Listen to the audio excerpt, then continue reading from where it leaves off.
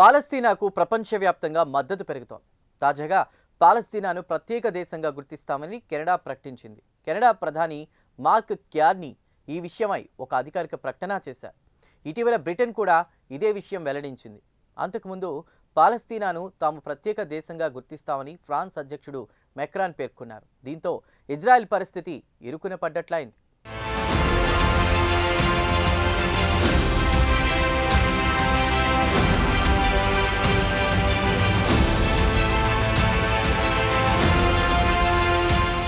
పాలస్తీనా Israel వివాదంపై ఇప్పుడు అన్ని దేశాలు దృష్టి పెట్టాయి. పాలస్తీనాకు ప్రపంచ దేశాల్లో మద్దతు పెరుగుతోంది. అంతేకాదు పాలస్తీనాను ప్రత్యేక దేశంగా గుర్తించే దేశాల సంఖ్య కూడా పెరుగుతోంది. తాజాగా కెనడా కూడా ఈ జాబితాలో చేరింది. ఈ ఏడాది సెప్టెంబర్లో జరిగే ఐక్యరాజ్యసమితి సర్వసభ్య సమావేశంలో తమ నిర్ణయాన్ని ప్రకటిస్తామని కెనడా ప్రకటించింది. ఈ మేరకు కెనడా ప్రధాని మార్క్ కార్నీ ఒక ప్రకటన విడుదల చేశారు.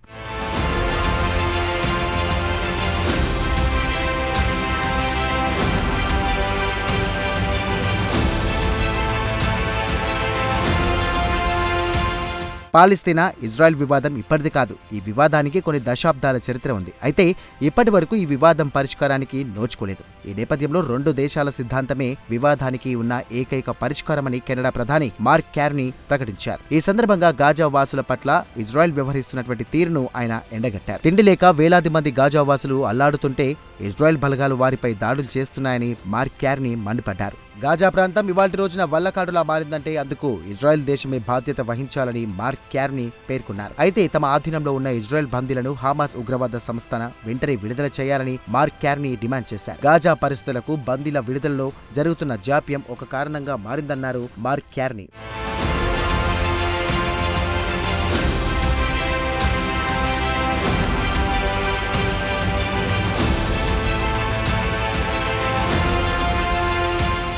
అయితే పాలస్తీనాను ప్రత్యేక దేశంగా గుర్తిస్తామని కెనడా ప్రధాని మార్క్ కార్నీ ప్రకటించడంపై ఇజ్రాయెల్ స్పందించింది. ఇది సరైన నిర్ణయం కాబోదని ఇజ్రాయెల్ అధికార వర్గాలు పేర్కొన్నాయి. అంతిమంగా హమాస్ ఉగ్రవాద సంస్థకు కెనడా మద్దతు ఇస్తోందని ఇజ్రాయెల్ వ్యాఖ్యానించింది. కాగా అంతర్జాతీయ ఒత్తిడికి తలొగ్గి తమ దేశ ప్రయోజనాల పరంగా పెట్టడానికి ఇజ్రాయెల్ సిద్ధంగా లేదని కెనడాలోని ఇజ్రాయెల్ రాయబారి ఇద్దో మొయిద్ పేర్కొన్నారు.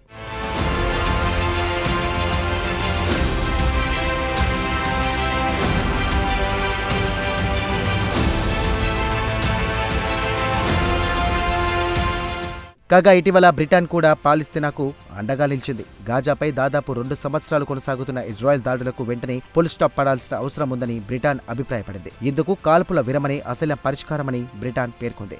ఈ మేరకు సానుకూలంగా స్పందించాల్సిన బాధ్యత ఇజ్రాయెల్పై ఉందన్నారు బ్రిటన్ ప్రధాని కిర్ స్టార్మర్. అయితే తమ డిమాండ్కు ఇజ్రాయెల్ అంగీకరించకపోతే పరిస్థితి వేరేగా ఉంటుందన్నారు కిర్ స్టార్మర్. సెప్టెంబర్లో జరిగే ఐక్యరాజ్యసమితి సమావేశంలో పాలస్తీనాను తమ ఒక ప్రత్యేక దేశంగా అంగీకరిస్తామని బ్రిటన్ ప్రధాని కిర్ స్టార్మర్ హెచ్చరించారు.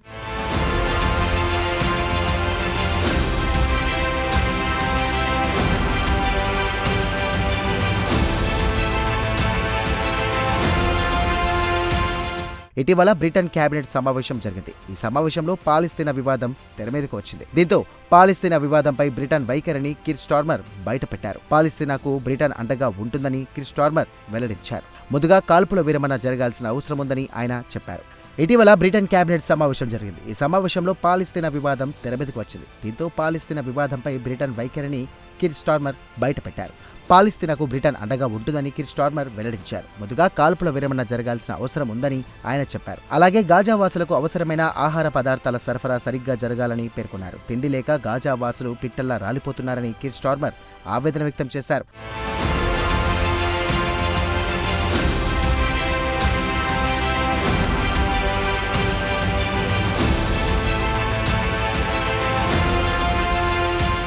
పాలస్తీనాకు సంబంధించిన ఫ్రాన్స్ అధ్యక్షుడు మైక్రాన్ ఇటీవల ఓ సంచలన నిర్ణయం తీసుకున్నారు. పాలస్తీనాను ఒక స్వతంత్ర దేశంగా ఫ్రాన్స్ గుర్తిస్తుందని ఆయన పేర్కొన్నారు.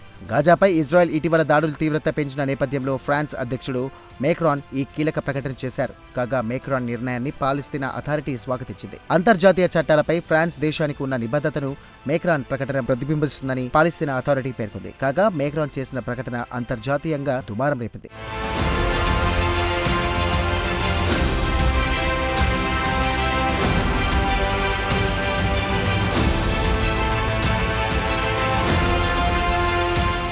ఇదిలా ఉంటే ఇటీవల పాలస్తీనా అంశాన్ని ఐక్యరాజ్య సమితి సమావేశంలో భారత్ ప్రస్తావించింది. ఈ అంశానికి సంబంధించి భారత ప్రతినిధి పర్వతనేని హరీష్ మాట్లాడారు. ఉభయ దేశాల ప్రయోజనాలు దెబ్బతినకుండా వివాదానికి శాంతియుతంగా పరిష్కారం కొనవలసిన సమయం వచ్చిందన్నారు హరీష్. ఈ సందర్భంగా గాజాలో నెలకొన్న హృదయ విదారక పరిస్థితులను కళ్లకు కట్టినట్లు భారత ప్రతినిధి హరీష్ వివరించారు. గాజా ప్రాంత వాసులకు తినడానికి తిండి లేక పిట్టల్లా రాలిపోతున్నారని ఆయన వెల్లడించారు. అంతేకాదు గాజా వాసుల కోసం వెళ్తున్న ఆహార పదార్థాలతో కూడిన ట్రక్కులు చోరీ కూడా అవుతున్నాయని ఐక్యరాజ్య సమితి వేదికగా హరీష్ వెల్లడించారు. ఈ చోరీల వల్ల గాజా వాసులకు అందించాల్సినటువంటి సహాయం అందడం లేదని హరీష్ ఆవేదన వ్యక్తం చేశారు. అంతేకాదు అనేక మంది చిన్నారులు పోషకాహార లోపంతో ఆసుపత్రుల పాలవుతున్నారని ఆయన తెలియజేశారు.